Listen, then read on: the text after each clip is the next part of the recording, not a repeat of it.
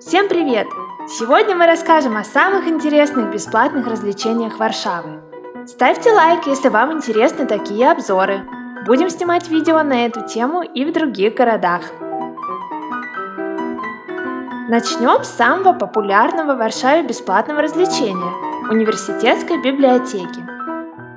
До недавнего времени об этом месте мало кто знал, и туристов тут почти не было. Сегодня их больше, но все равно не слишком много.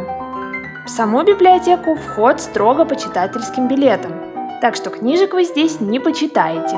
Но не расстраивайтесь, мы были внутри, снаружи гораздо интереснее.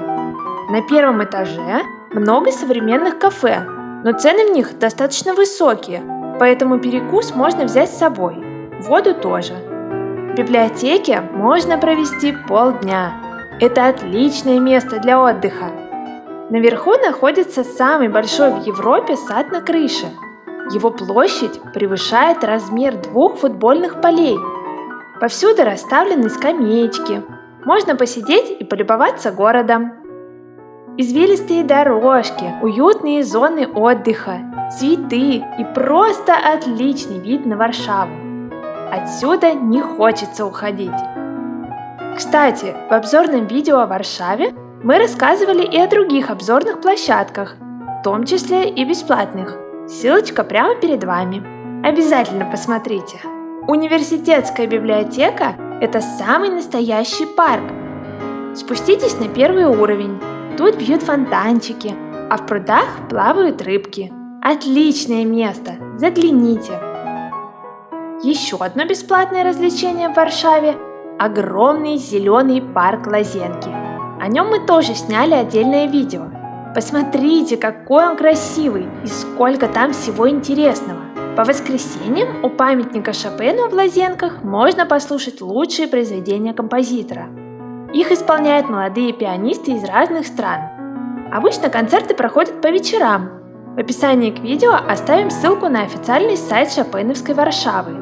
Там есть информация и о других бесплатных концертах. В Варшаве есть и бесплатные музеи или дни свободного посещения. Дворец над водой, старая оранжерея, Белый домик – все музеи в Лазенках можно посмотреть бесплатно в любой четверг. Королевский замок на Замковой площади старого города бесплатен в воскресенье, а в остальные дни вход стоит целых 30 злотых. Свободный вход в музей Шопена тоже в воскресенье. Советуем побывать, внутри интересно. Обязательно сходите в бесплатный музей денег. Интерактивный и нестандартный, но очень здорово.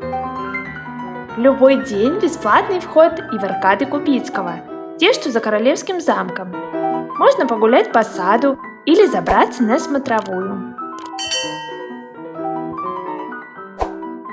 В Варшаве даже есть бесплатные экскурсии, причем не где-нибудь, а по главным достопримечательностям старого города. Мы знаем как минимум 2 организации, которые их проводят. Ссылочки на них в описании. Экскурсии проходят каждый день в одно и то же время. Начало у колонны Сигизмунда на Замковой площади. Один минус – их проводят только на английском. Если с этим беда, сходите на обзорку с русским гидом. Не бесплатно, но очень дешево, всего 15 евро. Завершить день в старом городе можно на бесплатном органном концерте в соборе Святого Иоанна. И еще одно бесплатное развлечение в Варшаве – прогулка по Висле.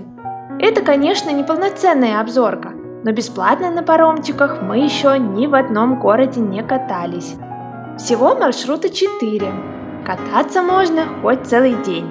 Ходят они часто. Путешествие занимает считанные минуты, но это все равно здорово. А еще удобно. Например, чтобы с ветерком и бесплатно добраться с левого берега Вислы до стадиона или зоопарка, а не ехать на автобусе.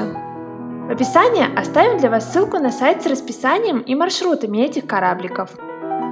Напишите в комментариях, знаете ли вы еще какие-то бесплатные развлечения в Варшаве, о которых мы не рассказали. Ставьте лайки, если вам понравились наши советы. Нам будет приятно, мы для вас очень старались. И подписывайтесь на наш канал, мы покажем еще много интересного.